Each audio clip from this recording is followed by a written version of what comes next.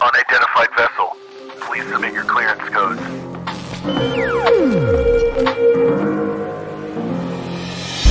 I can bring you in warm. Or I can bring you in cold. This is Justin. The Force will be with you. This is Josh. This is Kyle. This is Maggie. And we are the Outer Rim Beacon.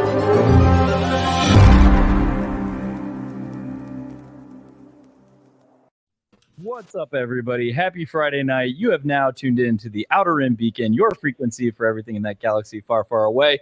You have tuned in to the last Book of Boba Fett season finale live stream. Friday, everybody. Hope you got your drinks in hand because it's about to get spicy tonight, I think. So joining me, I'm Justin. I'm one of your hosts. Joining me tonight, as always, are my co-hosts.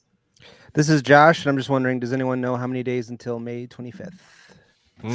Too many. 103. Mm-hmm. Oh, there we go. I'm going to make one of those paper chains. This is Kyle, and if I'm ever in a fight, I swear to you, Chrysanthemum's on my team because I'm pretty sure, like, you just can't beat him up. You can't kill him. You can't do anything to him. No.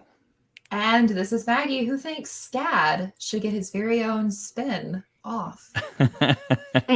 Nice. And then joining us tonight, as always, we told you guys we were going to have special guests every Friday night on the live stream. We have Adam with Friends of Force, or we have Adam with Rebel Radio Room, and then we've got Brad with us as well from Friends of Force Podcast. Welcome, guys. Happy Friday night. Glad you're here. Hi. We've been having really good guests on every Friday night. Not to like no pressure or anything, but I mean, it's been pretty entertaining. Good. So, as we do always, I just love going to the guests first and just getting kind of the rip off the top of their head what they thought about this episode of Book of Boba Fett. This being the last one, certainly long.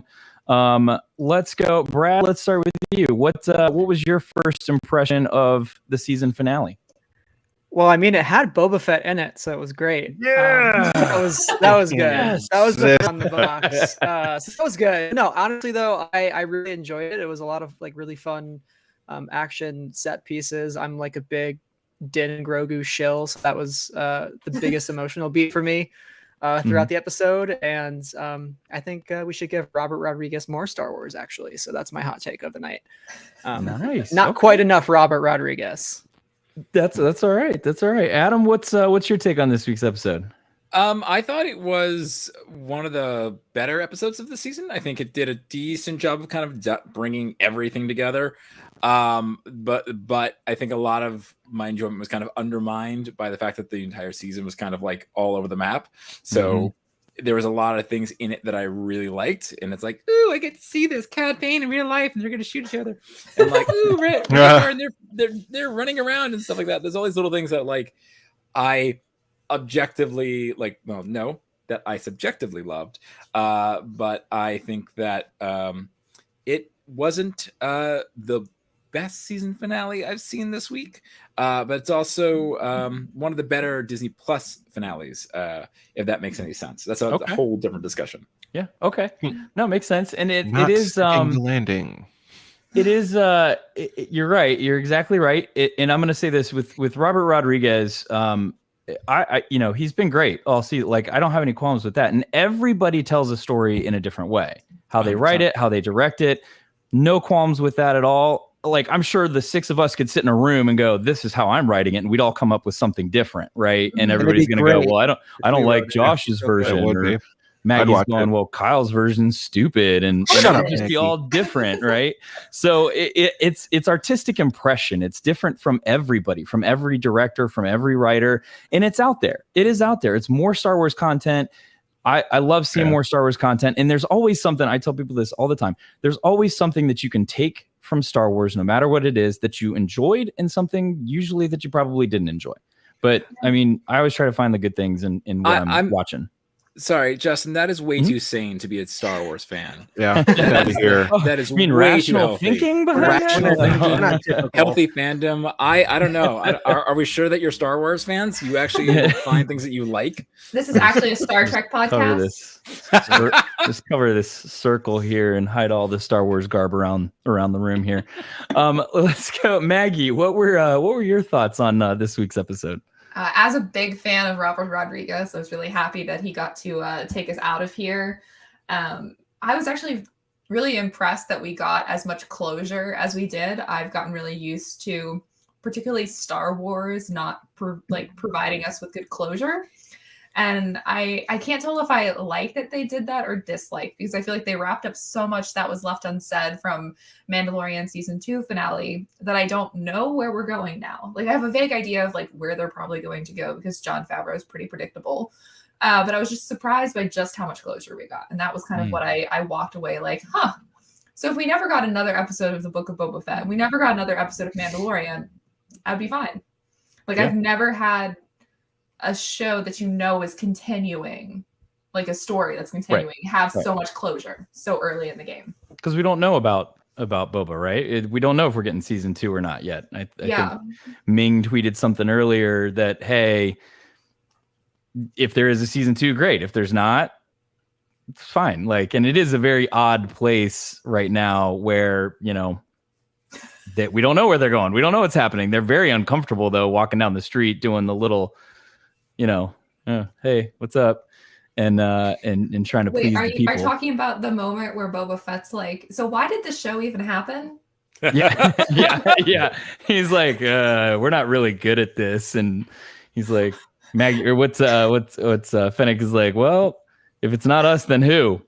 The Hutts or Biv, literally like 12 other in the people beginning of this season, something like that. I don't know. But you're right. Josh, let's go to you. Let's see what's your impression of this week's episode.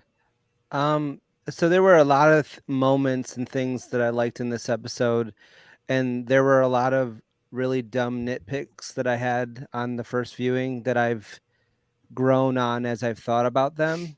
But I think one of the my main thing that I wasn't happy about when I left the episode after I've thought about it is the same thing that Maggie said, is the level of closure we have. Mm-hmm. I think it does help to think of all of this as like, I'm starting to think of all of the Disney Star Wars shows as one show. And so then you don't have to worry about who's in what show because they're telling a story together. And we'll see Boba Fett again, even if he doesn't have his own show. But I wanted Din to miss Grogu a little bit longer than 2 episodes. Mm-hmm.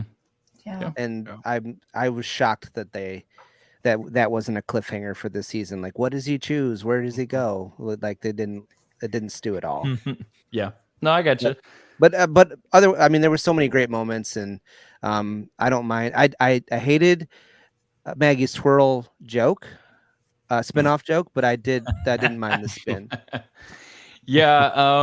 Okay. The little. I don't want to hear I get anything from you, Kyle. Let's go to Kyle, the resident Star Wars hater. That's not even true. That's not fair to label me there. No. Let's go to Kyle. Kyle, what are you thinking on this episode? Well, I think I'm like so far down the food chain now that everybody already had all the good ideas. My biggest gripe, this was not a bad episode. It was good. I don't think it was my favorite episode of the season, which anytime like the finale isn't like stand out, like, oh my gosh, that was the greatest thing, then like, maybe it could have been a little better. But that's like, whatever. That's just a bitchy fan thing to say. But I loved the first part of the season where they were doing the flashbacks and like kind of mirroring the current timeline with the past timeline and all the stuff with the Tuskens. I thought that was so interesting, and I just didn't think there was much after they stopped doing that. Everything was kind of disjointed, and it was just here and there and all over the place, like a hodgepodge. And it wasn't bad. It just wasn't as enjoyable to me, and I really wanted his lessons and time with the Tuscans to like have an exclamation point at the end, and I don't feel like it did. I realize he used the stick but that was like cosmetic to me more than I don't know. That didn't land the way I wanted it to. And I agree with Josh. They like undermined that stuff with Grogu. Like it was the last scene and then the first scene, and we immediately know what happened, and it was like, oh geez, we could have at least sat on that for a little longer, I think. But then we wouldn't have had Grogu leaping into Din's arms in the middle of a battle. Yeah, the Grogu moments were great. I think that we could have had that payoff almost at any time. Yeah. They be doing battle. That's like their thing. So yeah, and that's been some of my issues with the series, is like including so much of the Din and Grogu story and trying to mix it in with the Boba Fett story. Also, you're not only doing a disservice to Boba Fett, but also to like Din and Grogu, right? Because if you kind of let got the time it deserved. Yeah, if you let that story kind of sit and fester in Mando season 3 and just kind of play it out a little longer, like the reunion's much more like impactful. Like I still cried like a baby at 6:45 in the morning, but you know, it's an emotional time of day. Yeah, you know.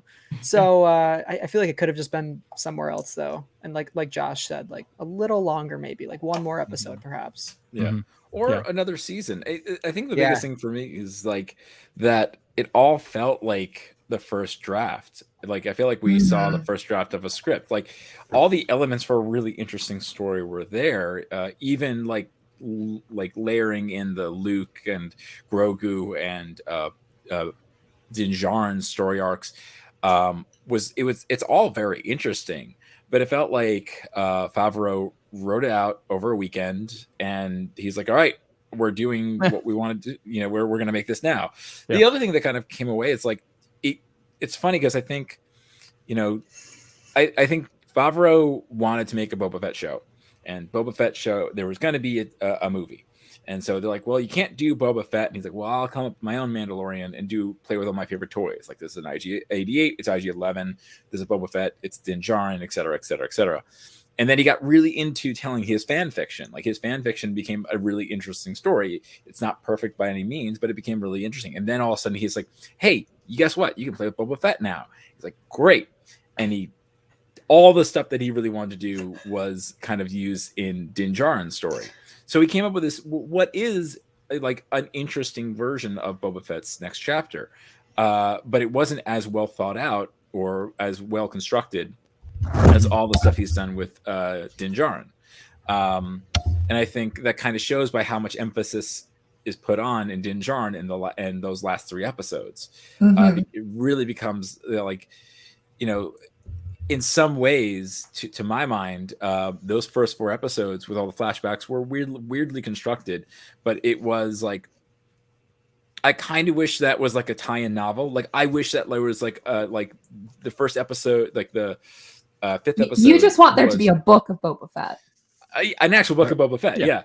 but I also think like it would have been more interesting if like the first episode of Mando season 3 was episode 5 of this season, and then like he gets asked to like, hey, like he needs help with this. Boba Fett needs help with this gang war, and we just kind of dive in, and then there's like, oh yeah, and there's this novel, the Book of Boba Fett, that tells you what happened, and it felt like ancillary media, and that's the one thing that's kind of weird about this era right now.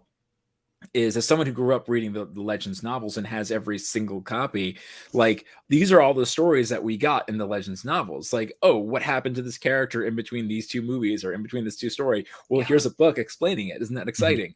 But now we're seeing it live action, which means we're sort of getting these sort of middle range live action stuff. It's still very cool to see and very satisfying in a very way, but at the same time, it's like, you know, it doesn't have the same punch as even like the sequel trilogy or Rogue One did, because it's just like it's kind of this in-between narrative. I wonder if it could be better and pack more of a punch with a different storyteller. Yeah. All right. That's another conversation. That's a whole other conversation.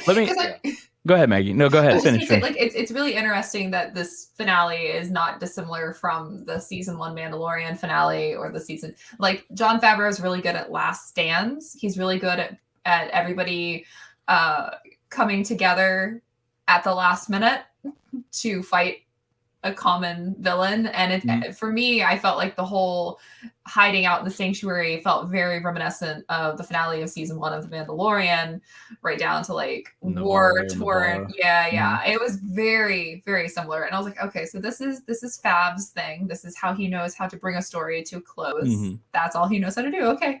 Let me pose this question to you, because I'm looking at these numbers, and keep in mind, I don't really pay much attention to the IMDb reviews because those are that's not true because you bring it up every week. I'm going to bring it up because here's what it went. So seven episodes, 7.4 stars on the first one, 8.2 on the second one, and everybody loved the second one. The second episode was great. 6.3 on the third one, which was where we got the Mod Squad introduced, right? Fourth was The Gathering Storm, which we had some great BK stuff in there. The bar, right, was in there with Garza, that whole scene. That was 7.5. The 2 episodes with Mando, 9.4 and 9.5. This one right now is at 7.7. Would it have changed your opinion on maybe the series or even a season finale if it ended with the one right before this with Cad Bane walking back out into the desert and they leave you with that? I think it probably would have been stronger to that if they had just focused on Boba Fett for a season. That's a good point. Yeah, like, character. You know, like if they want to bring in Cad Bane, sure, because that's part of Boba Fett's story. Yep. Yeah. Mm-hmm. You know, it basically felt like we got you know, they forgot that they were telling a Boba Fett story. It felt like it's Kitty. Sorry, there's a cat on there, and it's so. I have a same color, so it's right to it, Kyle. I approve. No, so yeah, I think it's like it would have been stronger. They just told the Boba Fett story. If they told the Boba Fett story and like hyper focus on his narrative and his arc, and not get distracted by the larger universe, I would have enjoyed it more. I mean, it's one of my biggest issues with like a lot of the Marvel shows. It's like they lose sight of the story they're telling. You know, it's like you have what's her name? Yelena show up in Hawkeye, and like that's fine. Oh, it's not a puppy, it's a dog. Nope. Yeah, that's a full on large animal. That's a large dog. Wow. I was like, when you called it a cat, I couldn't believe Kyle didn't correct you either. I was that's right. He was going. It's fine. I figured he'd come back for the big reveal. Plot twist. No, so yeah, like with like my issues like it was with the Marvel shows is like, why is Yelena in Hawkeye? Like, it's great that she's there, but it's service of the larger narrative, not necessarily the plot about Kingpin and the story that they're telling with Kate Bishop and Hawkeye and Ronin. That's all there. This season of Boba Fett had sort of like, I think my own biases because I'm a big Star Wars fan. It's like, oh, I'll forgive it when but it does the same thing. It's like, here's the other show that you really like. He's just going to be here Mando? now. I remember the Mando, the reason why you like this stuff. Like here's Luke Skywalker and all these different things. It felt like they just need to stay focused. And I think that's I kind of that was the best part about like the first 2 Mando seasons was like even the stuff that tied in to the larger universe felt in service of the narrative, where like Din's story doesn't feel like in service of the narrative. Luke doesn't feel like in service of the narrative. That's not to say like Black Chrysanthemum worked. I think even Cad Bane worked, but because we didn't spend time with them, because we had to have an entire episode with Luke, an entire episode with Din, those impacts are lost. You know, like, oh, yes, it's really cool that Black Chrysanthemum's here. But it would have been really cooler if we had spent time with him and built up that relationship instead of spending an hour on another movie, on another TV show. Yeah. Or brought in other characters that he's associated with. Or I feel like the scope of the story like totally changed from the first portion, maybe even 2/3. It was very small it was very personal about Boba Fett and his experience and his, change.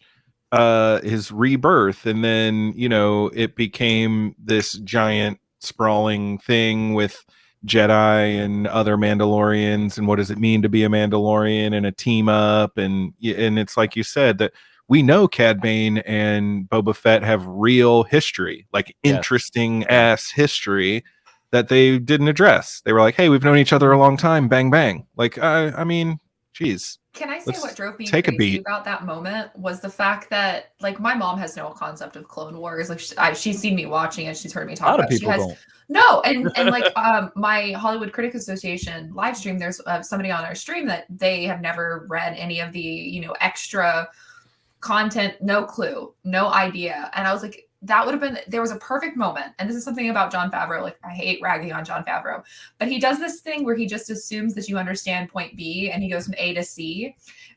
But his writing, and this happens for a lot of people who miss that, his writing always gives you the moments where it should be.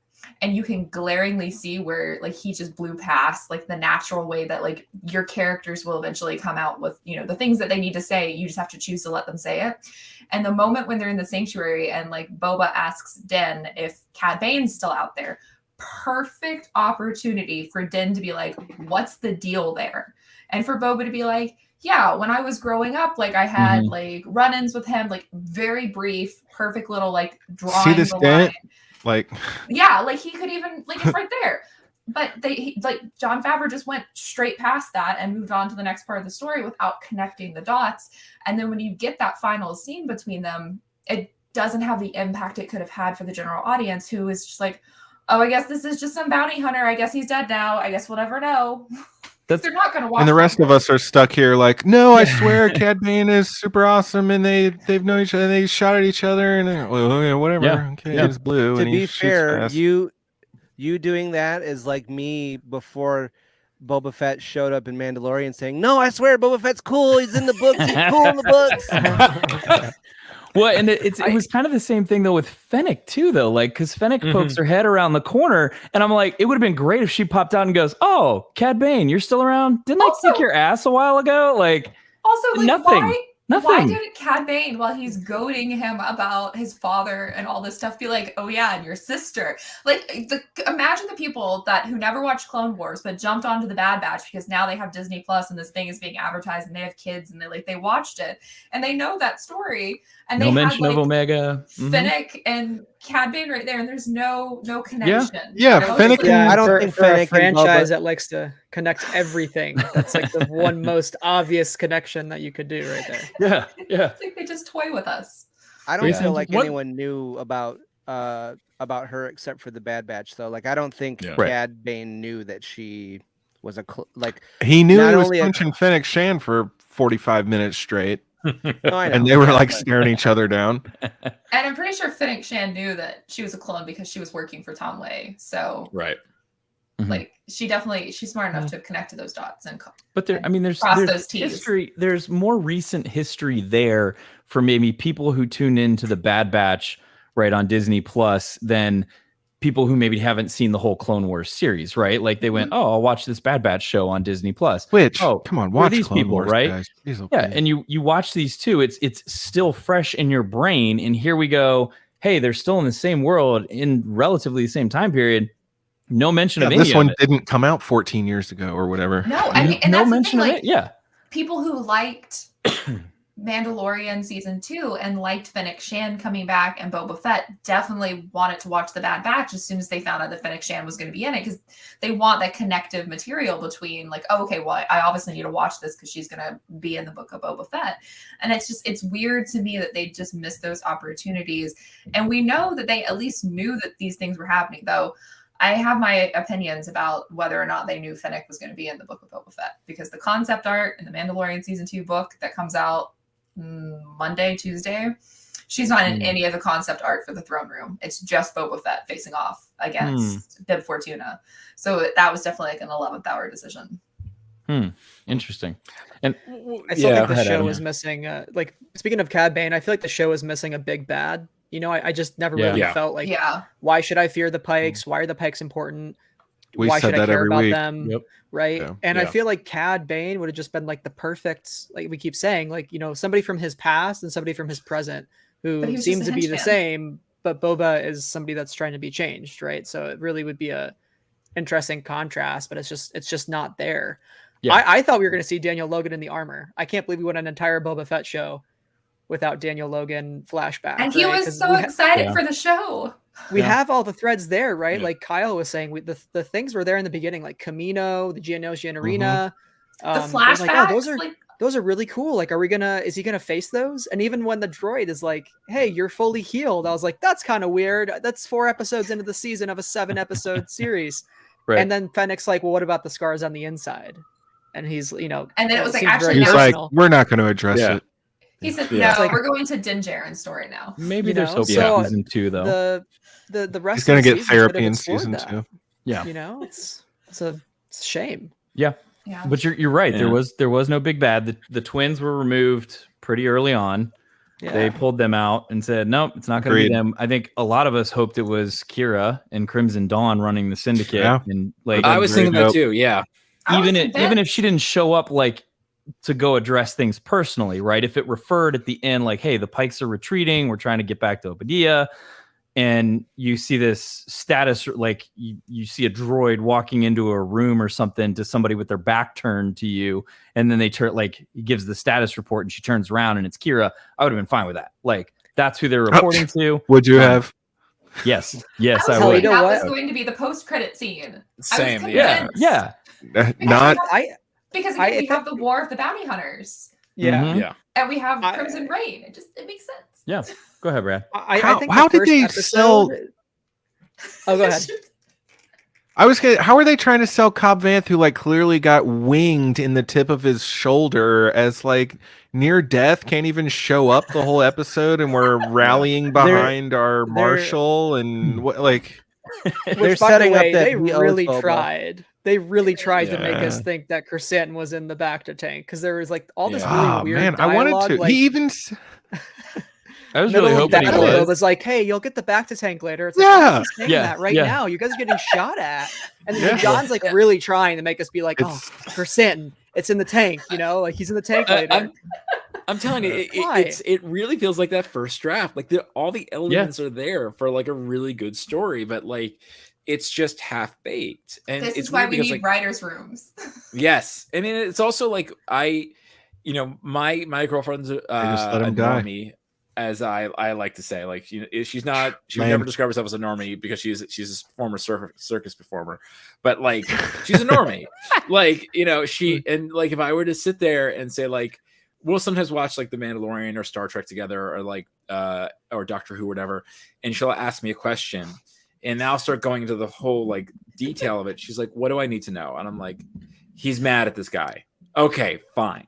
And I feel like what's going to probably happen, like just to kind of beat this dead horse a little bit more, is like Mando season 3 is going to come in, and I'm like, just start from Book of Boba Fett episode 4 or 5, watch those 3 episodes. It's the new machete order. Watch. Mando's going to start with 3 Boba Fett centric episodes and not Mando at all, and we're going to be like, what's happening right now? I mean, previously on The Mandalorian, I didn't watch these episodes. What the hell is this? Well, it was like stuff that I heard before the Book of Boba Fett came out was like, the last half of the Book of Boba Fett is just Mando season 2.5, and I was like, that seems weird. Yeah, and in fact, it was. It was a really unusual. And true.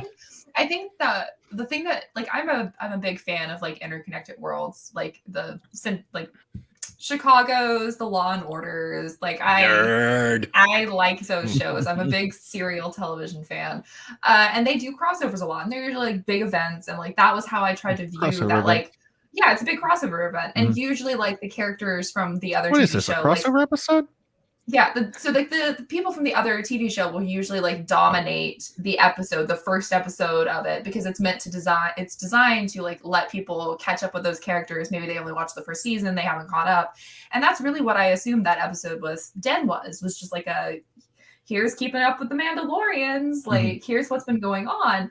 And then what I think struck me so much looking back at it is how different everything about those 2.5 episodes is the fact that even the camera work, even the set design, even the styling of it is the Mandalorian. It doesn't even look like the Book of Boba Fett, which I think is a really interesting choice, because if you logged on Disney Plus and clicked it and didn't pay attention to what you were clicking on, you would think you were watching The Mandalorian suddenly, and that the Book of Boba Fett was over, because it's everything about it is different. And I think it might just be really indicative of like Jon Favreau has a fave. Like, this is his fave. Yeah. This is his toy. Right. This is what he likes. He's going to put everything into it. Like, it even felt like the budget was bigger, which I thought was kind of weird, because like you have very like on just every level of it. It was so different. And I've never seen a show do that before. Like, yeah. To that point, like the whole show, I've never seen a show structured like this. I've never read a story and not that in was a structured good like way. this.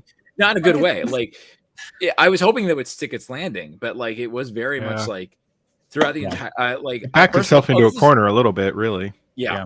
I mean, I think they really did, just in general. I think Favreau backed himself into a lot of corners, and there was a lot like, and just with The Mandalorian, it's like they said very, very early on that this was going to be, these shows were about the lead up to the rise of the First Order. Like, you know, what Filoni's very good at is that sort of in between eras. We knew that going in, but like, so they wanted to have Grogu be this Force user, and it's really cool. It's a really interesting story. Like, he has to get out there. But then they were like, oh, let's get Luke in there.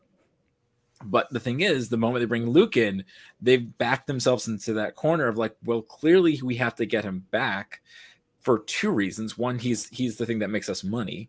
And also, like, it's, well, we can't have Grogu die, because that's where he's going to die if he sticks around. So there's this like hashtag Ben Solo problems. Exactly. And like, and that's not necessarily, and like, as someone who finds Ben Solo one of the more interesting characters in the new canon, like, I think it is a really just, he paints himself in a corner, and like, instead of finding a really interesting way out of it, he just built the ladder in, and he's like, all right, climb out, just reset it.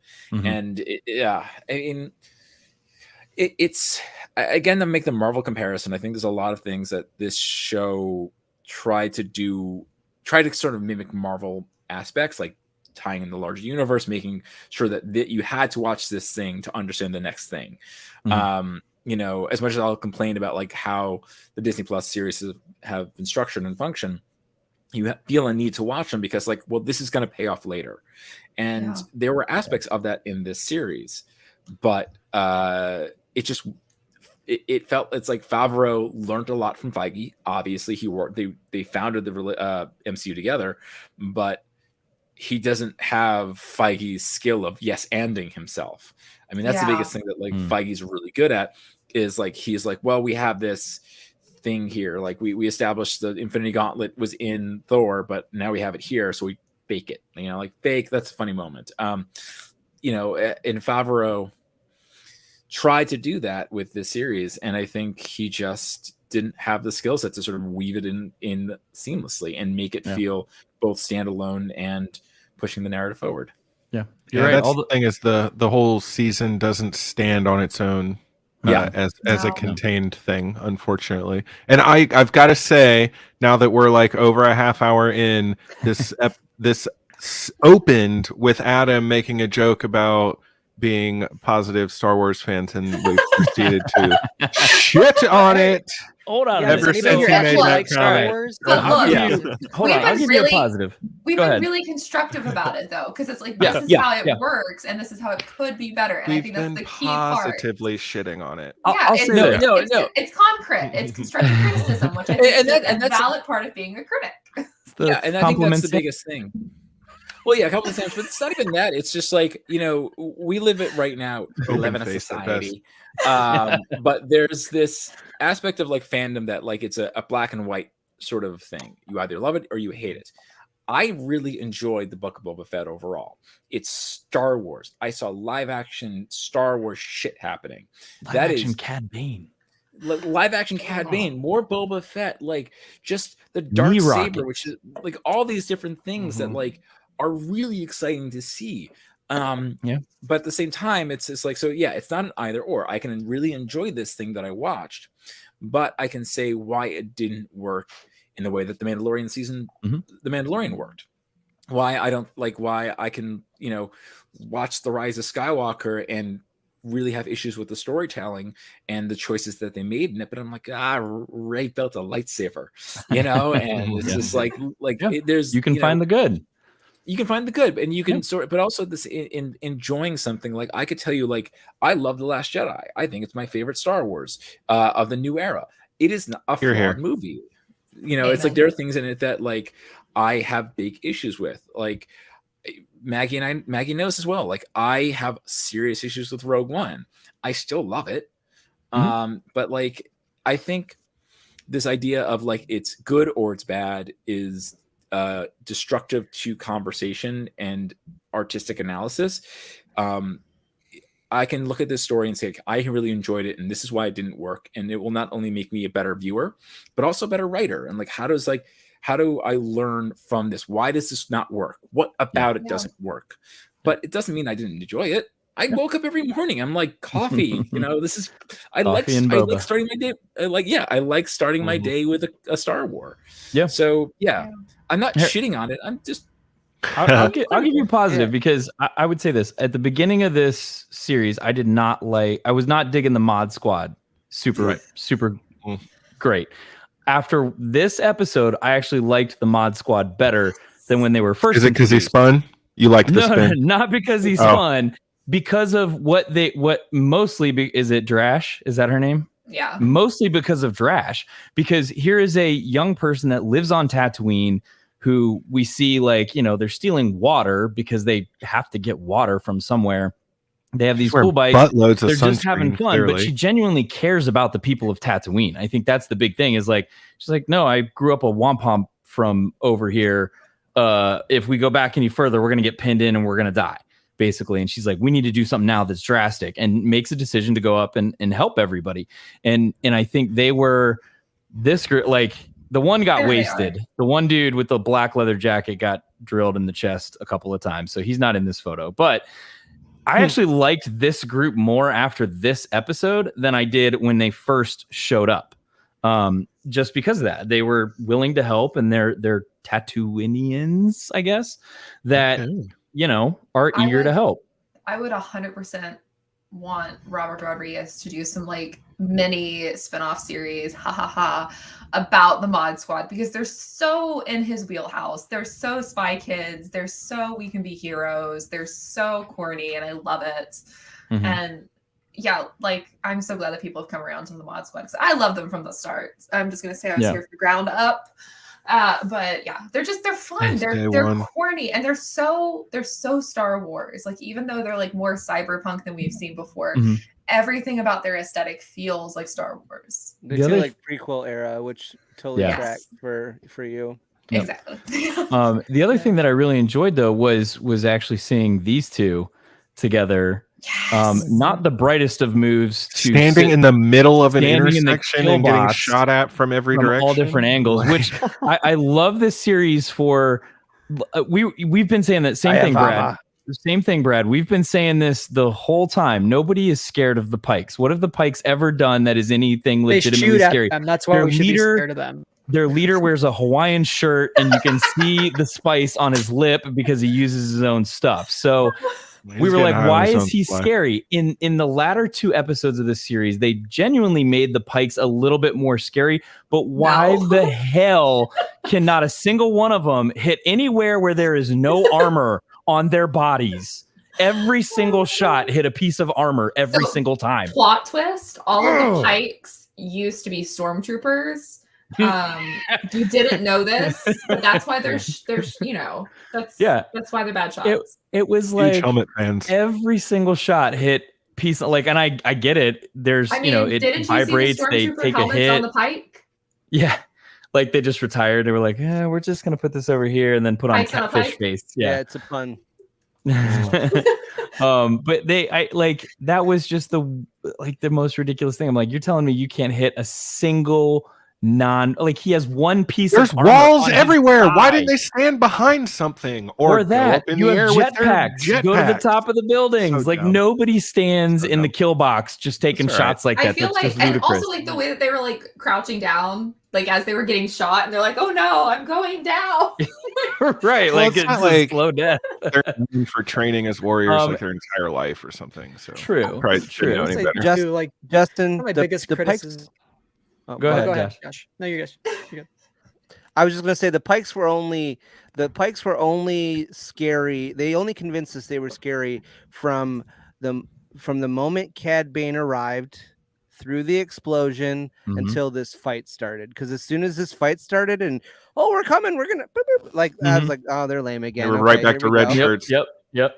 And they were, and again, it's the whole Imperial MO, right? It's just the size. It's not because they're really good fighters. It's just the volume of them. They just keep coming like waves. A bunch of them, and they did a terrorism. Yeah. They did a terrorism. They did roll out these bad boys though. Yeah. Which that was pretty sweet because this was an unused Clone Wars design. Yes. I think some advanced shield tech. Attack of the Clones, Doug Chang. Yeah. Mm-hmm. This was the same Wraith shields that the Droidekas have in Phantom Menace. Same basic principles. Like you can't push. You have to have like the right speed and the right angle. Like I don't want to say angle, but like the right way to get behind the shield. But once they did weaken, you saw Din use his Darksaber to kind of weaken it. It turned red a little bit, and he was able to slip in there, which was pretty cool. Look at. I mean, it is menacing. It's huge. No, for whatever reason, this just made me think of what Maggie said before about this Favreau. It's like he thinks what B, so he gets jumped from A to C. And there's a lot of stuff like that where, like with the Pikes specifically, like you have this idea that like they're supposed to be really threatening, so they're just like, here they are, and they're a big threat. They don't really make the build up to earn that moment, and I think that's a big problem with the season overall. It's like it just didn't have the ratcheting up of tension.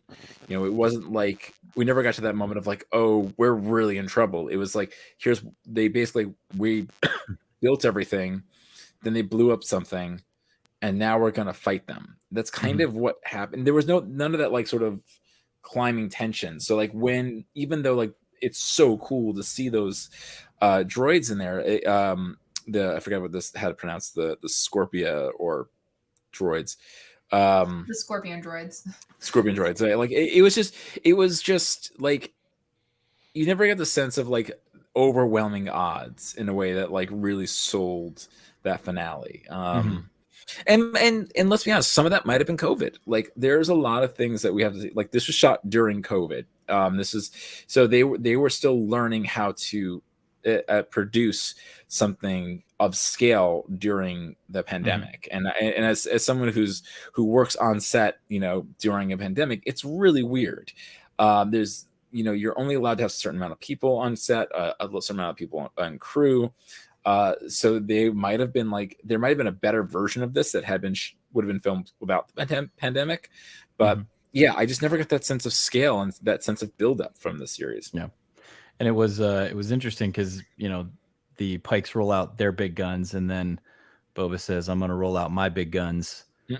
And that is a great shot. He wanted to prevent them from destroying the city. That was his whole thing. So he got a giant monster and smashed everything in sight. Which I realized that he rode the Rancor back because it would have been less damage than if he brought the ship, I think. Yeah, I was surprised he didn't bring the ship. Yeah, depends on how good of a shot you are. I don't know about that one. That's a lot of damage. Can I just say how much he did a King Kong though? I loved that Din. I have always said that Din is a damsel of distress because that's just how his character is designed. And the fact that he got the Fey Ray moment with King Kong just brought me tremendous joy, where he's like being held up by the monster on the top of the tower, and he's just kind of like floppy, like he got thrown into like some kind of Din's wall. I'm like, really how did he not have a broken back? I was thinking Batman after that. Like, I was wondering what would break first, your mind or your body? And like, he's just like laying dead in the street. Like, what is happening right now? He's got to have a concussion or two, and he's not already the sharpest tool in the shed, right? Like, that's the thing. He's not bright. He's going to be like, I don't even know what that. If you've ever wondered why Din and Boba are not very smart, it's because they've just assumed because they have Beskar that head wounds are nothing. And so they're like football players. Repeated head trauma. Yeah. They're just players. Bro, they've all got TV eyes. It's okay. They keep going. You got bit in the head by a Rancor. You got bit in the head. by a giant rancor, and it just like Beskar didn't move, and I'm like, but it's still got to do something to your head, right? Like there's got to be a concussion or something. The helmet could not come off, so the rancor is one of the best things about this, in my opinion. I don't know about you guys. Yeah. I did like Boba Fett said something to him like, "Oh, you buy into all that bullshit or whatever about the way and the taking the helmet off." Yeah. Did you know what? Go ahead. You're gone. No, go ahead, Brad. Was it Brad or Brad, Adam? please. It was Adam. Go ahead, Adam. Sorry. I was gonna say like it just to hammer like I keep on thinking about like this episode. If I saw this episode without any of the lead up and I just saw it in isolation, I would have really enjoyed it a lot more. If that makes sense. Mm-hmm. Like most of the episodes on their own were pretty good. It just didn't come together that great. Yeah, because it's like I imagine like again to sort of like if this has been like the third episode of The Mandalorian season 3, you're like, Boba Fett's riding a fucking Rancor. When the fuck did that happen? Like just that imagery is like I have to go, and we're all like, oh shit, he's gonna get the Slave One. It's like, no, motherfucker, it's a fucking Rancor. It's a Rancor. And like just thinking that like in isolation, and like you're sitting there, you're like, how did you? And this goes back to Maggie's A to C thing. Yeah, like it's this like, wow, shit, like this is a really cool moment. But the season itself didn't like. It's almost under this episode. This where was Danny Trejo putting the saddle on and showing him how to mount it and like just something like? Brad you talked about this last night, and I love the idea that you had. I think I remember it. I might have had a couple glasses of wine, but I feel like the creative juice. Like the series doesn't have good payoffs in the finale because it's like I want to see Boba failing to ride the Rancor throughout the season. I want to see like we don't need the surprise. We don't need like the Jurassic Park moment. Oh, the idea was to see a little cup of water, by the way, with the little ripples in it. Yes. I think that's what I thought. But like we don't really need the element of surprise, and it feels like the Rancor having 2 episodes without it. It was more of like a gotcha. Did you forget about the Rancor? It's like show us him going back and getting the saddle on with Danny Trejo, and like we got a whole damn scene in Mando Chapter 1 of Din Djarin falling off a blurg 7 times. Like why did we not get that with Boba Fett? Yeah, and if that was Bryce Dallas Howard, you would have gotten the glass of water. Almost. Absolutely. I mean, we got a montage of Grogu learning how to jump. Right. Yeah. Hey, and that paid off because he jumped. Because he jumped. Din's Yeah, arm. yeah. He did. Yeah. He did. We did get. I mean, you did get a little bit of this cuteness here. I am obsessed with. This was awesome. Swagger. Size matters not. Has learned how to walk watching Din. And it brings because he marched into there like I might be small, but I am aware of how to do things. Once you lift the Mudhorn, what's a Rancor? Yeah, Pelly and the Major Domo are over there just screaming their head off, and Grogu's like all calm and cool, like, why are you guys yelling? Like, what the heck? And then all of a sudden he just goes off on his own. I loved how Grogu was like, yes, chaos. This is what I missed.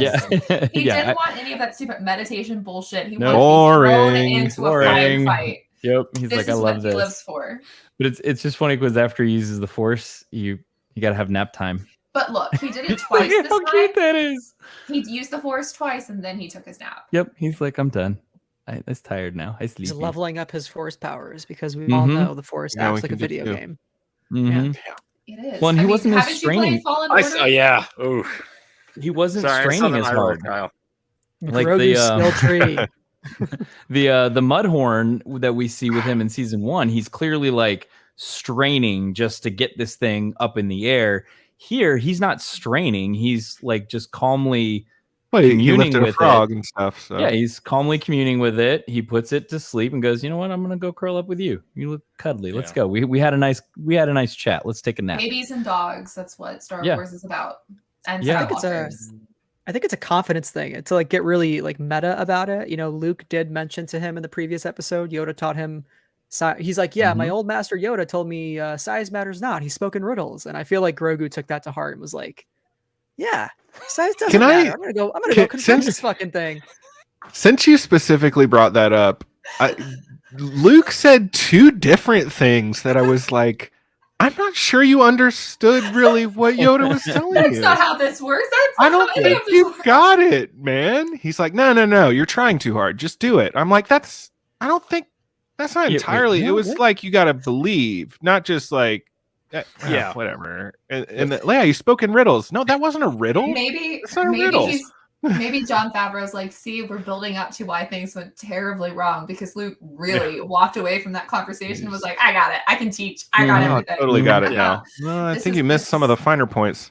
It's I funny mean, that look, he sent a child in an X-wing unaccompanied. he had No, R2. he had That's all he R2. needs. Come Got a on. pretty good R2 Uber can driver. handle his own. 5-star Yeah. rating.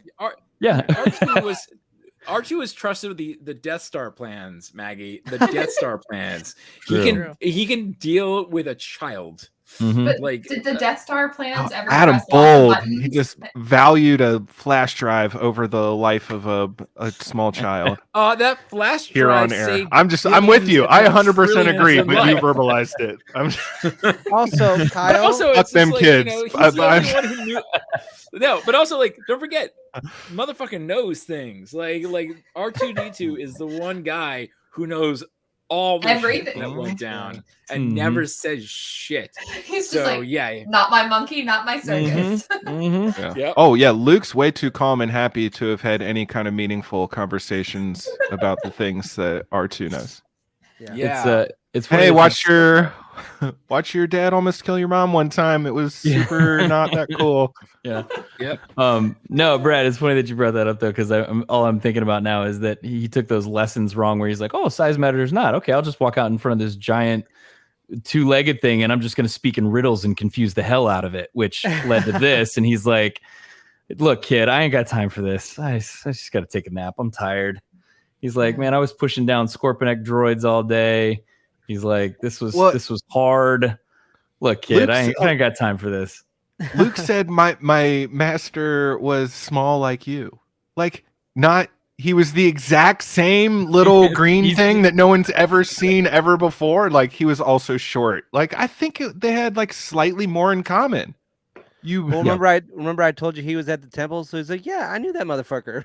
I know. Yeah, Yoda. like I had him for lightsabers 101. Like, he was my intro to lightsaber instructor. I know Yoda. I'm pretty sure R2 has seen him before in the prequel trilogy. There's like no chance R2 lived throughout all the Clone How Wars could and he never not? saw Grogu. Oh, I was talking about Yeah. Grogu Right? knowing him, but Yeah, no, yeah, I'm no, sure R2 R2's definitely knows Yoda. Oh, And no, for he knows sure. Grogu. No, he knows Grogu. Well, No, Grogu. Grogu. Sure. Yeah. Yeah, Oh, that's why Grogu, he yeah, Ubered yeah. him because he's like, hey, I know you. We'll just we'll have Luke we'll was catch up." actually Well, like it's- the least educated one on the planet at the time until Yeah. Din showed up, and then he's always the dumbest one in the room. That's actually Grogu's like older a than Luke. that's He's a superior. popular theory though that's going around right now, is that the flashback that you see with the 501st and the 3 Jedi defending Grogu before while he was there, he's not actually in plain sight. He's hidden in something, which a lot of people think it may be R2, and because his little chest cavity is big enough to house him at that point. And he's kind of like peering out through like a seam or something like that. So when I the don't like troopers- that. That I seems don't like Who are that. I'm gonna be No. like Jen Psaki right now. Who said this? Who are I these don't people? like this. I'll send it person. to you. I'll send it to you. But No. it's interesting because like when you see I the won't read troops, it. they're like pointing go, go, go, and they go right past him. So they don't even know he's there. It looked like he was in a pram with a little curtain over it. Yeah, I'll give you. He Yeah, might I have been think in he's a in satchel the or ram. something. Yeah. He He's in something hiding. R2. Give me. Definitely hiding. Yeah. I will say, speaking of crazy conspiracy theories, I love the conspiracy theory I saw that Yoda and Yaddle had a secret love child, and that's Grogu. And that's Where else why would he have people- come I from? said that one the other day. It's like, You're a Yaddle. yep, that's I thought Yodel. that was the A Yodel? That's funniest why. photo. That's why Yaddle disappeared, because she had to go like Yeah. Yeah, live in she a took her, like- convent or stay with her aunt in Florida or something. Yeah. You know. Mhm. Yeah. And like we know slow they grow, like they age, so the gestation period might be like years. So Mhm. Oh, she was pregnant for 12 years. She was yeah, actually one thing pregnant all the times that we saw her. It just hadn't shown yet. I will Yeah. say, like, the one thing that I'm sort of two minds of, and this came about another conversation that I liked, that with Grogu being a survivor of the Clone Wars, it sort of is a parallel to Din Djarin's arc. Like, they're both survivors of the Clone Wars. I really like that. At the same time, I kind of wish he wasn't part of the Jedi Temple, like that he wasn't a Jedi, that like he was just a creature that's like for 50 years was a force capable and just was sort of floating around. They just found him. Yeah. Yeah, A foundling, because you might say. exactly. The reason why is because like now that's like who saved him and the mystery of who saved him, and that's that's It's obviously Obi-Wan. They're going to connect the Kenobi series with this. It's all one big. Because I you hope have to not. think about who was on Coruscant when the I was 501st attacked, which was joking, not Obi-Wan. Justin. Just saying. But so it's like I think with that, it's like it means that the universe is going to get smaller. Yeah. And I think the one thing that, going back to things like The Last Jedi or more immediately like The High Republic, that I really love about Star Wars is that it's a galaxy, that it is a massive, massive galaxy that you can find corners and corners of, that you just keep on going. And, the thing about like a lot of Tatooine. Like Tatooine, exactly. Yeah.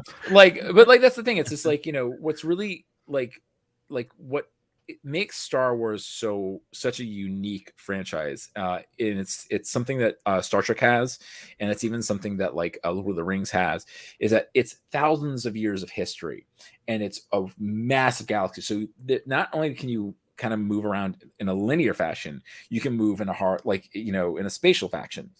You can go anywhere and introduce all these new ideas. And the fact that like Grogu is from the Jedi Temple, that's cool to connect the two different eras, the various eras, right? Because we're getting prequels and sequels, and we're also getting original trilogy stuff in there. But it also means that it becomes a little bit smaller, because it's like now he's gonna be saved by what, like Barriss Offee, or it might, or gross. Fisto. Oh God. Yeah, I know, but like, I don't. Yeah, I was thinking the same thing actually. Well, he could have even been on a totally different Jedi temple somewhere else, and Palpatine scrounged him up, and but being on Coruscant's kind of small-minded. Yeah, and it's like it'd be really cool if it was just like if he was something from no one, like all Jedi really ultimately are. I think that just it opens up more possibilities, where this kind of closes it down. You can't be strong in Star Wars unless your dad is strong, right? Or your grandfather, at least. You're speaking my language, Adam, because I think I could talk about this for another hour, but like, I think one of the biggest problems that Star Wars has kind of found itself in is the mystery box problem. Like, I don't think mystery boxes belong in Star Wars. Like, part of the fun of J.J. Abrams. Because I feel like Grogu's rescuer is the new Rey's parents. We're gonna just always be talking about that, and it's never gonna be about Grogu, right? If they just been like Rey's parents from Force Awakens are nobody, we do not care, and it's like, okay, squash that right away, right? And so I feel like, you're gonna inevitably make the series and the franchise smaller by like, oh, that's the big shocker moment, like, oh, that's who rescued Grogu, right? And it's not about the Grogu escaping, which is a huge accomplishment and like an emotional moment. It's about who rescued him. So you kind of take the impact of that away from his character, and I just wish they would just kind of go away with the mysteries and just be like, oh, he was just rescued by like a random Jedi guy that we don't know. That's it. And to that point, it's like that's the most satisfying thing about like the High Republic. And I sort of have take every moment to sort of talk about how great the High Republic is, because not every book is perfect, not every like storyline is the greatest storyline ever, but what's so exciting about it is how expansive it feels. And it's like every character is new and is like, even if they're connected to like the Staros family is connected to Sana Staros, and you have the Santekas, they're so distant it doesn't matter. It's like you're like, and they made him disappear. Like, yeah. And it's just like, it doesn't like it's so it's I kind of wish we saw more of that line of thinking on the TV series, and I hope to see that in the Acolyte. And I'm even though I'm really excited for Obi-Wan, I'm kind of worried that it's gonna be a little too small, but we'll see. Sorry, I'm ranting. I kind of agree with you. I've said like almost the exact same thing, especially like in The Mandalorian when he first went back to Tatooine. I'm like, we're in a galaxy. We have an entire galaxy to work with, and we went to a planet that we've been to 45 times. Like, why are we not getting a new planet and new aliens and new spaceports and new characters? Do you have any idea how excited I was when they showed that whatever place that Mando went to in his first episode in Boba Fett? I was like, I'm fine with like seeing more of Tatooine and like seeing that it's more than just like the places we've seen religiously Like for Mos Pelgo, years. you're talking? Yeah. But to see that big space station and all of that Halo thing. The Halo so thing, cool. like, and that tracking shot, and just seeing all of that, I was just like, this is what I want, Star Wars. Give me this. Yeah, get new stuff, and it opens you up too. Like that, it's exactly what we were saying before. Once you pull in all these things that already have all this history, there's only so much you can do, and there's things you can't do, and then we end up with all these questions. If you're in the know, well, why didn't they mention this thing that they all both know? Why did they act like they've never met when we know they did? I mean, just do a new thing. Yeah. Go to a new place, meet a new character, and do whatever the hell you want. Yeah, and that's not to say that I don't also want those connections, because, like, let's be honest, like seeing Luke and Ahsoka on screen together in live deepfake action is something I never thought I would see. And that's again, like, and that's the weird conundrum with this series, and specifically Book of Boba Fett, but like to a larger degree, sort of the storytelling throughout the Mandalorian. It's like these are things that, from a pure fandom standpoint, it's like, this is what I want. You know, like, oh man, Ahsoka and Luke. It's like, I'm a friend of the family. Like, nerdgasm. But you're right. Again, something that we wanted to see, to your point, that we didn't think we'd get to see. Live action of this. Yeah. Who would have which again, we had the uncut footage from Clone Wars, right? Of these two facing off. Here you get the live action of these two facing off, and it was great. This is one of the things I thoroughly enjoyed. The only thing that I didn't enjoy was that they didn't do a good job of the backstory of the relationship with Boba Fett and Cad Bane. And I feel like, I think, Brad, you were saying it earlier, like, where was that relationship? So for people who haven't watched Clone Wars, that last week were asking me, who's the blue guy at the end of this episode? And I have to go, okay, go watch Clone Wars, and here's the episodes you need to watch. Like, that, like a little flashback would have been great to go, here's the relationship these two have had over the past couple decades, and now we're seeing it come full circle in this episode. Whole life, pretty much. Yeah, and it makes it more of a relevant, because I was confused, to be honest with you, why all of a sudden Cad Bane turned this into a grudge match with Boba instead of going, hey, the Pikes are losing, I'm not going to get paid, I'm out. Bye. Which we've seen him do before in the past. We've seen him do it before in the past. Like, especially as an old man. If I'm going to lose, or if I'm not going to get paid, I'm out. And he goes. But like, he went all of a sudden like full bore into this. Oh, it's Boba Fett. We've got bad blood. Let's fight to the death. And it was there was no build up for that. Like, oh, you're bad. You kill people. And I'm like, yeah, you do too. That's your entire job. Yeah. Literally, the one thing you're good at. Yeah. Cad Bane's referencing a history that is not even truly presented to us in the Clone Wars. It's an unfinished arc that we've never seen. And like, for me, as somebody who feels pretty well versed in the Clone Wars, I felt no tension during the scene. So imagine how somebody, like, my mom hasn't seen these episodes yet. I'm like, she gonna care about this guy? No. I mean, I was thinking about it. Like, honestly, I think the first episode should have established the Pikes right away, because we didn't even get them really till episode 3. Episode 1 should have ended with the Cobb Vanth Cad Bane shootout right in the beginning, and build like 6 episodes of this rivalry to where like it actually has some sort of meaning and payoff. Because I'm just like, okay, he killed Cad Bane.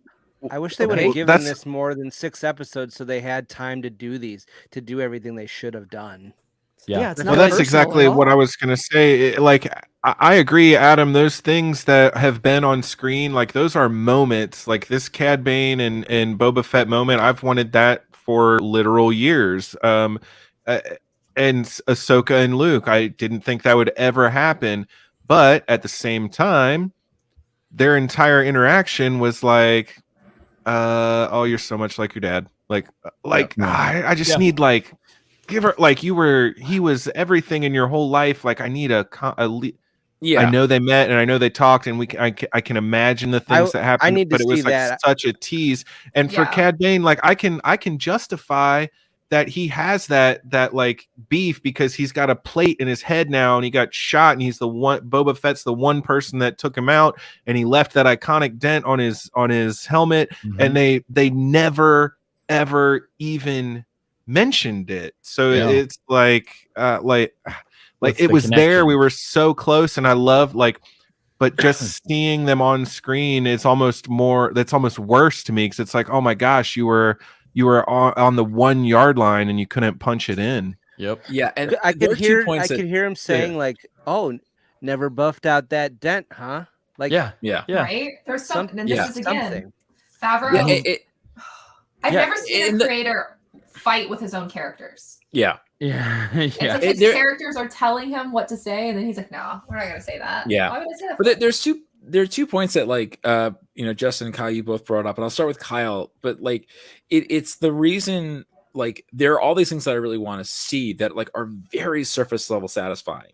But I always think about like the moment in The Last Jedi when Luke is telling Rey like about the Jedi at the height of their power, they let Darth Sidious come to power, and that was so satisfying to me as a fan of the prequels. I mean, like, yes, you're name dropping Sidious in a sequel trilogy. Luke said Darth Sidious. Holy shit. But he said it in a way that it meant something. It meant something about his story and his arc and where he was. And that is the kind of fan service I want. Like, you're taking this thing over here. I'm going to move my hand over there. Thing over here and making it mean something over there. Where a lot of like the Ahsoka Luke stuff is surface level. Yes, that's what I want. Oh, you're just like your dad. But what does that mean? Like, what does that really mean? Yeah. And I think that to Maggie's point, like, Favreau is really good at surface level fan service. It feels really good. It's really good candy, but it's not the sort of the meat that we're looking for out of this meal. And the other thing that Justin brought up, like, we have all this backstory with Cad Bane, and like, why don't we know about it? The series established in the first 4 episodes flashbacks as a storytelling device, and then you have and they just abandon it. And when but they only hyper focus on this experience in in like him with the Tusken Raiders. But like, why don't you just use all these different various flashbacks, bake it in? It's like and he goes back, don't like have him going into the fucking Bacta tank to sort of to prop these, like, use it to sort of like have, again, it feels such like a first draft. I'm gonna keep on saying that. It's like, it feels like well, and you didn't even have had a really good idea, it just didn't really know how to tell a story. And you didn't even have to use Camos, I know how you feel. You didn't even have to use like full footage, right? You could have just put like 2 CGI'd people standing off and rotated a camera around like this and just narrated over top of it, and it would have felt more in line. They could have worked it into dialogue. There's a million ways. It all just could have. If I ever get Jon Favreau alone, I'm going to tell him, let your characters talk, damn it. Like, why we're getting dangerously close to Jon Favreau ruined my childhood territory, guys. He's not. He is okay. No, yeah. Jon Favreau is a good idea man. He is not a good 100%. Storyteller. Like, I would love for him to be a showrunner with a room full of writers that can take his really good ideas on that whiteboard and run with them. Yeah. Because that's what he's good at. But nobody, I think, and the thing is like, they have somebody who's a writing assistant on the show. And I just can't picture this poor writing assistant ever saying, no, that's not a good idea. Like, I can only picture, like, I'm so sorry if the writing assistant watches this. I'm sure you're a lovely person, but I feel like that role becomes like a yes man. Like, yes, that's a great idea, John. That's a great idea. Yeah. I'm going to research that and make sure this hasn't been like mentioned before. Like, that feels like what that role is. But when you have that whole group of people and then you divvy it up and like, okay, the 2 of us are going to work on this episode. You're working on this episode. Okay, what are you doing exactly? So we can connect these dots so that this dialogue is then followed through in this dialogue. Because like I joked, I can't remember if I joked on here or just among friends, but like having Ahsoka not say anything about like, hey, attachments and playing with this whole attachment thing is actually a really bad idea. like Dave Filoni is the god of Ahsoka, and it felt like he completely missed key tenets of who her character is. And that's purely just to support the story that they were creating. Like, you can't sacrifice character and what's already baked into a character to benefit whatever you're trying to do. You can't force a story. You have to work with the story and find, okay, I have this issue. We have this character that I really want to bring in, but like, we know that she has very strong feelings about the Jedi. Right. So you can't have her being like, oh yeah, this is great. You should totally leave your kid here with this man. Now, and then to say that you're just like your father, and I'm like, is that a good thing? You had a That's background not a check good thing. in this universe. Like, I feel uncomfortable just like dropping your kid off with this strange dude that has force powers. Like, let's do something. Yeah. I will say, just to play a little bit of devil's advocate, this How do I kick Kyle out of here? this isn't completely over yet. You know, we do have the Ahsoka series, and we do have more Mandalorian coming, and we don't really know if there's going to be more Book of Boba Fett, but they've said all this stuff is tying in, and, you know, like, who knows how this will all fit together at the end of the day. Maybe some of the, I don't have high hopes for like Boba Fett and Cad Bane, but maybe some of this Luke and Ahsoka stuff gets fleshed out a little more, and you know, Hey, maybe they'll- in hindsight, this season will fit into the larger narrative a little better. Mhm. It's Maybe just a they'll- shame that it doesn't stand on its own so good. maybe they'll Yeah. de-age Tim and we'll get a Cad Bane and him scene. Yeah. Choose At that point, you got to get Daniel Logan to do it. Yeah, Daniel you just Logan. use Daniel Yeah. Logan. I will say, like, and this is this is a bit of self-promotion, but also at the same time it is relevant to the conversation. So Maggie and I recently did a radio drama called The Green Llama. Season finale is out today. We're gonna redact that from the stream. Yeah. That's totally understandable. I know, but Only- like, so the reason why it's relevant to the conversation is that the Green Llama is a Buddhist superhero from the 1940s, and I've been writing his novels for the better part of the last decade. And I wanted to do an audio drama because there was a radio drama series back in the 40s. I wanted to do it too, so we did it. The challenge was we went into it thinking, well, most likely no one's read my books, and a lot of people probably have not read the original pulps and comics. So how do we tell a story that tells something that's relevant to a new audience that could stand on its own? And there was a lot of choices that I worked with my co-producer Steele, where it's like, how do we build up this world so it stands on its own? There are lots of little Easter eggs for fans who have read my books, all 5 of them, and you know, we can sort of build upon that. But like, it's part of this larger universe. Like, we establish it in the story that it's part of this larger narrative, but we made sure at every point, like, the story that we're telling now works on its own, you know, that it matters. And then, like, if you don't watch the next episode, the next season, or if you don't read any of the books, the story you're watching or listening to right now was satisfying. And I think that is the biggest mistake and my biggest criticism of Marvel, and my biggest criticism of the Book of Boba Fett, is that they have stopped telling stories that can stand on their own. The best thing about Mandalorian season 1 and season 2 is that you could just watch the Mandalorian, and that's all you need to watch. And then you could watch season 2, and like, I don't need to know all these various things, but I'm exploring this universe. You know, the idea that, you know, it's eventually going to pay off is something we all do, and it's not necessarily a bad thing. Yeah. But I think that they're losing sight of the story they're telling at the time. And I mean, we talked about that a bit today already, but like, it's like, it would be different if this is the Mandalorian season 3, and that's what we were talking about.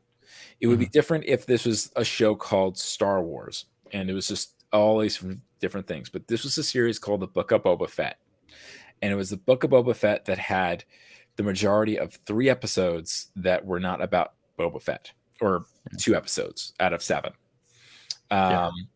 And yeah, this all might pay off, but like, even the little things that show up, like with Luke and Ahsoka, Din Djarin and baby Yoda, like, all of that is cool, but like, it's all just like, again, that Thrown together, it seems. It's thrown together, and it's just like this, like, well, don't worry, it's going to pay off eventually. It's like, well, it's not working now. You know, again, it's cool, and it's that A to C thing that Maggie said, and I'm going to keep on going back to it because it's like it's all the things we want to see, but we're not earning that journey. And if you know, and we're not earning the journey in the moment. We're also like sort of saying like we're leaning on this idea of like, well, it'll pay off eventually. You know, like again, like I could say like, you know, I'll cite The Last Jedi, like in The Force Awakens, like they kind of like the best thing about The Last Jedi is that it tells its story. It tells a story, and then it's, you know, it's done. It sets up a new status quo, but you don't need to go forward to enjoy it. The biggest thing, and I love The Force Awakens, but at the same time, it's just like, you know, it kind of has a big cliffhanger because it's like it's half a story. And you said you said too, like, oh, it'll pay off eventually. Like, I feel like that's a common thing everybody keeps saying is like when these episodes aren't really giving us much meat, like you said, it's a lot of just candy. People are like, well, we haven't seen the whole season yet. I was like, yes, but like that's not how like media works. Like these stories have to exist on their own for each episode. That's not even how Filoni works. Well, I mean, these are the same people who don't want us talking about individual episodes at all. And like we can't like keep saying like wait till the season plays out, wait till the season plays out, because if that's what we're waiting for, if we're waiting till the end of the season, like investing 7 to 10 weeks and we're not satisfied, it's like why am I even on the ride? If it's like a gamble, it's a risk. You don't know if you're going to win the bet. I'll say oddly enough for this season of this show, I felt like the individual episodes actually stood on their own a little better than the season as a whole. I thought each individual episode was a better story than the whole story together. And it's the weirdest thing. Like I'm used to seeing that in shows where you do have multiple voices coming to the table. Like it's that when you get kind of some contradictory stuff, but to see one man like go back on his own established stuff. I mean, as great as the Mandalorian episode was, it felt like he'd just kind of been like, okay, we're just writing these episodes. We're getting to the good stuff. We're getting to the good stuff. The good stuff is the Mandalorian episode. I'm going to put all of my creative effort into this episode. And then my second episode with the Mando is going to be pretty good too, but like kind of shaky. And then, I guess I'll do the finale. Yeah. I just can't believe we've had 23 episodes of live action Star Wars TV and only 2 of them have not been written by John, which are the 2 Rick Famuyiwa episodes. Like how as a franchise do you say like we're going to have one guy write everything?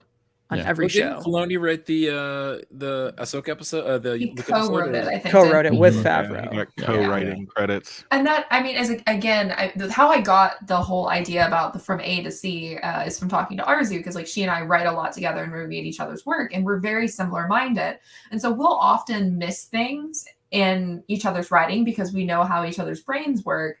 And so we get to that A to C because we kind of know where like we would naturally go with B. And then we pass it off to somebody else and they're like, how did you get here? And we're like, well, obviously, but that's not actually in the story. Like, oh, yeah, that's missing. And we realize that's what John and Dave do because they're so similar minded and how they approach Star Wars that there's nobody there to be like, you're missing the middle. Yeah. Like you can't just assume. Yeah, that's the best thing about my co-writer is that like on the audio drama, it's like we disagree on everything, and it's made me a better writer because like our tastes are completely different, and he's like, this doesn't make sense, and I'm like, okay, how do I fix it? It's hard. And that's even how like in David is if you go back to Clone Wars and Rebels, it's I think Brad, you brought it up that. Yeah, he might drop a little nugget in there, but the episode in itself stays on point with what the episode is supposed to be by itself. And it's not going off on 5 different tangents. And then you have to like piece it together with other episodes later on and go, well, there's the payoff finally. No, it's like, here's the whole episode. It's centered on this. Here's the one little thing that's dropped. And then it comes back later on. You're like, oh, okay, that's cool. Yeah. What's also to me too, and maybe this is because I write and read fanfic a lot, and like in fanfic you'll usually focus.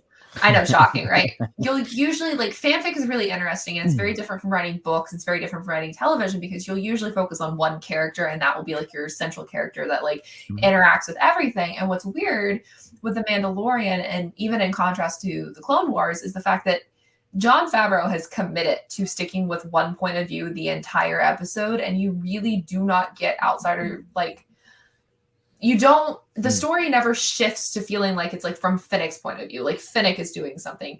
Her story connects only to how Boba Fett views things. And even then, sometimes Boba Fett feels like we're seeing it from an omnipotent third narrator, because it feels so impersonal at times. And it's just weird to me how he functions as a storyteller, because I want somebody to tell John that you can shift point of views in the episodes. You don't have to make a whole new episode. Like, you could show Din doing something and then come back to Boba Fett. It's shocking. I know, like, I don't know if he knows that. Somebody has not told him that you can shift point of views in an episode. I mean, we did get a lot of good stuff out of season 1 of Boba Fett. We did get BK. We got more Cobb Vanth in this. Yep. We got Cobb Daddy. We got Cobb in a turtleneck. Whew. Yeah, we got. I love that Boba dips in the buff almost, and then Cobb's in here in a turtleneck. I keep saying he should have been shirtless. There was a lot of good stuff that was dropped in this show, and I think that's a bright spot on it. Again, the storytelling, I thought in the first 4 episodes or so was pretty linear and pretty good. So we did get a lot. Any crazy predictions, Adam, Brad, where we go from here? Because I think the last thing we see is basically Din and Grogu just jetting off to somewhere, and not the last thing. Him knocking on the. Well, no, the last thing was this RoboCobb. I have one question that I've been thinking about, actually. What's that? So Grogu knocks on the window and Din's like, all right, one last time.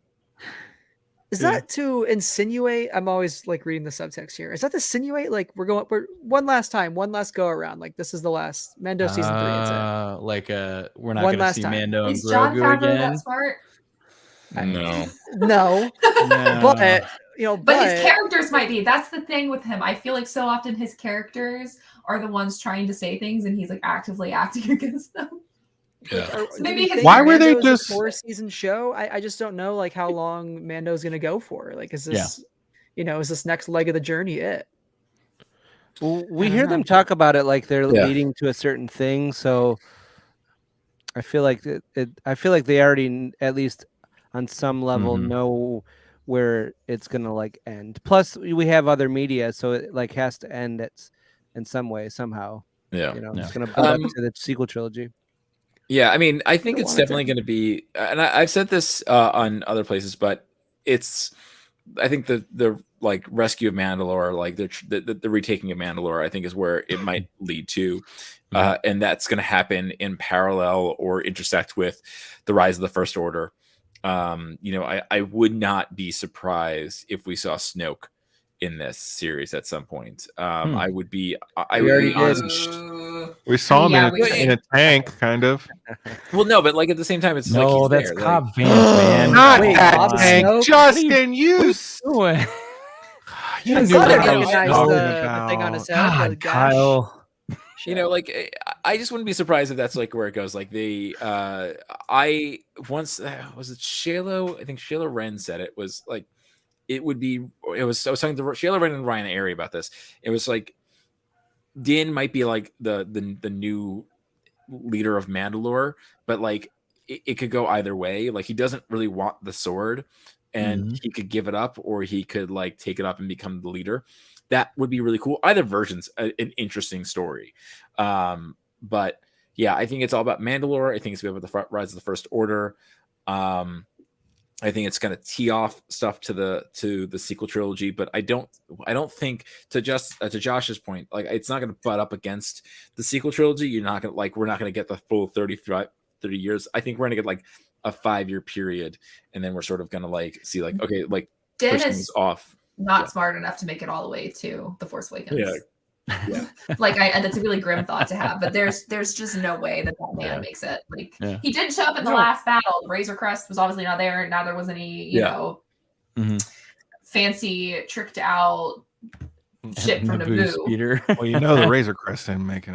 I know that's Yeah. what I'm saying. Razor Crest didn't make it. I don't think that. Boo. I don't think this ship is making it either, to be honest with you. It's Why were they just cruising around sub light and then My headcanon. not using what I are they gotcha. doing? Just I love his little dome pod though. That is so cute. Yeah. They are Can you imagine that clearly- view? That's awesome. They are clearly headed to Sorgan. Some spotch. finding mommy. Yeah. Yes. Yeah. No, we've got, it's weird because we get this conclusion of Book of Boba Fett, but yet an intro to Mando and Grogu Adventures Part 3. And we don't know. And like super deep Mandalore like history lore that I agree with Adam. We have to go there or like what the fuck were we talking about these times? Yeah. Like Literally this got I mean this happened today that Ray Stevenson joined the Ahsoka series, and Stevenson apparently played Gar Saxon in Rebels in the Clone Wars, a Mandalorian. So it's like Mandalore. That's where it's going. Womp womp. And Gar Saxon is a turd. well, it's interesting that like yes. As someone who doesn't necessarily find Mandalorians all that interesting, and I say this cringing because I know someone in the comments is going to be mad, and I'll never hear about it. No. Bo-Katan is coming. You mean a for Star you. Bo-Katan Wars is fan staring at mad me. at Star Me Wars? a little bit. stuff? I love Get outta But no, here. but like, I say this as like it's important for me to say this. It's like it's not my cup of tea personally, but that doesn't mean that it's any less valuable than the stuff that I like. You know, everyone's like Star Wars in a different way, and all of that is valid unless you're a jerk about it. Like, like you enjoy Josh. I totally get it. It's not for me, but it's for you, and that's cool. I dig that shit. But it's just like, it's just like I kind of wish I'm kind of flummoxed that we're just going so hardcore on the Mandalorian culture for an entire run of episodes of seasons. I do wonder if we're like essentially getting a new version of the Yuzon Vong War. Because it has a I know that's a womp off there too. Because it has a lot of the components of it. Because there's like the Chiss are involved because some of the stuff with Thrawn's people were in that, and then you have like the Mandalore stuff because Boba Fett gets involved in that, and like there's a lot of the key players that are involved in that, except for the solo children because I can't have anything that I love. Like there's a lot of it that I just wonder, knowing that the people who are running the show are people who grew up and were young adults when those books were out, and that they have the same fond affection that many of us have.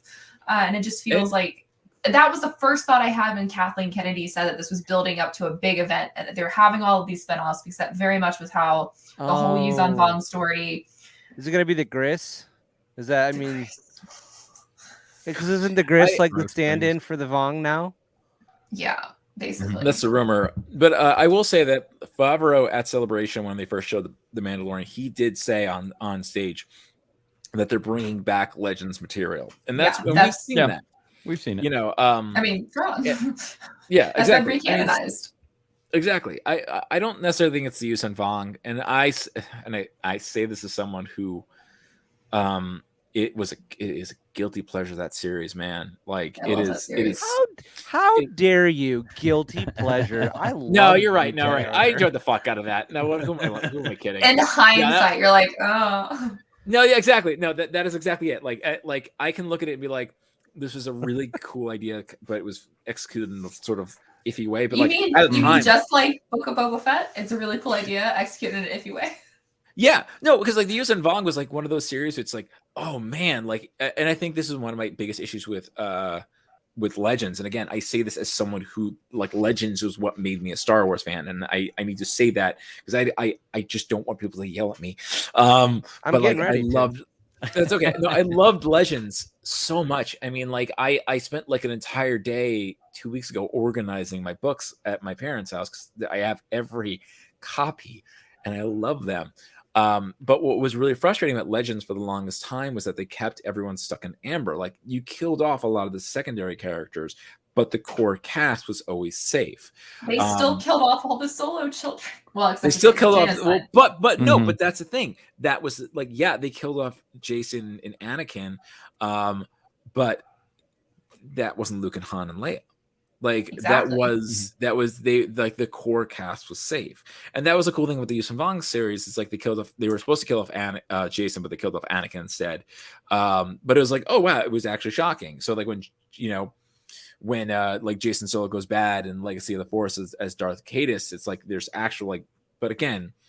So the thing about like the Yusun Vong series, that it was really cool that like actual status quo changes. That is the one thing that I think. There's a lot of things I think that are better about canon than Legends, but the number one thing that I think canon is better than Legends is that there are consequences. That like it is totally fair to not love the sequel trilogy. If it doesn't like jive with you, it doesn't jive with you. That's okay. But the thing I love about it is, Han Solo dies, Leia dies, Luke dies. There are consequences for their actions. What the thing that Legends kind of did was, because they were like, we don't want to, like, we don't know, we can't touch this. Like Lucas won't let us change things. So like everyone's okay and they're safe. And I lost the train of thought. And anyway, I was going to go down and say something really cool. And instead, I'm just going to sink down really low. Train derailed. That's it's a good thing they didn't make the sequel trilogy like 10 years from now, because we just have deep fakes of all the dead actors. Yeah. Like that's. Mm-hmm. Yeah. Oh, I don't like that at all. Yeah. There's a lot. I mean, we've talked about a lot within this episode. I mean, we had a ton to talk about because the episode was longer, but there was just a lot of stuff going on and a lot to take in. I've watched this episode about twice. I am sure I'll watch it again just to pick up, make sure I didn't miss on anything, and see what I watched it twice. If it feels different when I watch it, but no, we're getting a little bit long here. Brad, is there anything that before we get off, is there anything that you want to get on, you want to promote? Where can people that are checking out the live stream find you at? Yeah, you can find me at Brad Whipple. I host Friends of the Force along with Sarah, and we're doing some High Republic coverage right now for all the books that are being released. We have a lot of fun things planned for April around Attack of the Clones. And that's pretty much what's going on in our world right now. So good stuff. Nice. Adam, where can people find you at? Where should they go? You can find me at Adam Lance Garcia on Twitter, Instagram, and TikTok. And if you want to listen to my audio drama, The Green Llama with 1L, which features Maggie as a badass bitch. So love being a bitch. She was so good. The entire season is now available on your favorite podcast apps. The finale is also produced in Dolby Atmos, so it's a full immersive experience. Nice. And when I say that it's 110% inspired by Star Wars, I mean there's literally a scene which was me retro engineering it to be like, how can I make the end of Rise of Skywalker more satisfying? And there's a lot of little things in there, but the finale especially, and I'm not saying this because she's on, but like Maggie gets like 3 of my favorite scenes in the entire finale. There's these 3 scenes in the season. The finale are just like, it ties it all together, and Maggie's in each of those scenes. And sorry, I'm so proud of this thing, and I'm so excited to talk about it. You should be proud of it. It's very good. The check's in the mail. Get paid. Yeah, that's what. So yeah, The Green Llama on Apple Podcast, Very cool. Spotify, Audible. Yeah. Nice. Well, go out, find them on the social medias, give them a like, give them a subscribe, go check out their podcasts and their books. I don't even know, guys. This is our last Friday night live stream. I feel kind of sad. Last live stream for a little while. Yeah, I feel a little sad about it. I don't know. We'll maybe pop in for one random one here or there, and we'll see what happens. But busy guy. Yeah, good news is we got new stuff coming in May. A social calendar. Yeah. So it's not that far away. So super excited about that. And maybe we'll do like a celebration Q&A. What? Like live stream Q&A or something as we get a little bit closer to that. That could be fun. So is celebration still happening? God, I hope so. Sorry. No, it's okay. Anyway, you can find Outer Rim Beacon anywhere on social media at Outer Rim Beacon. Email us, outerrimbeacon@gmail.com. You can find us all at these like multiple locations and addresses here. You can find me on my newly verified Twitter account. Yeah, the blue check mark down here, all fancy like. Make Maggie canon. But yeah, go give us a listen. It was my thing here too. True. Really? Yep. You stole it from me. I didn't. I think it was Josh that No, started I it. started doing it and I had no idea. Yeah, like That's a hilarious. year or two ago. Yeah, It's organic, dog. but you can Great find minds, the great podcast. minds. You can find the podcast. You can find us just anywhere on social media, anywhere you find podcasts, Outer Rim Beacon. Everybody, have a great Friday night. Have a great weekend. We love talking Star Wars with you guys, and may the Force be with you. Who day? Who day? Unidentified vessel. Please submit your clearance codes.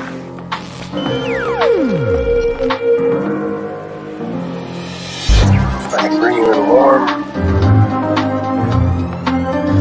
Or I can bring you in cold. This is Justin. The Force will be with you. This is Josh. This is Kyle. This is Maggie. And we are the Outer Rim Beacon.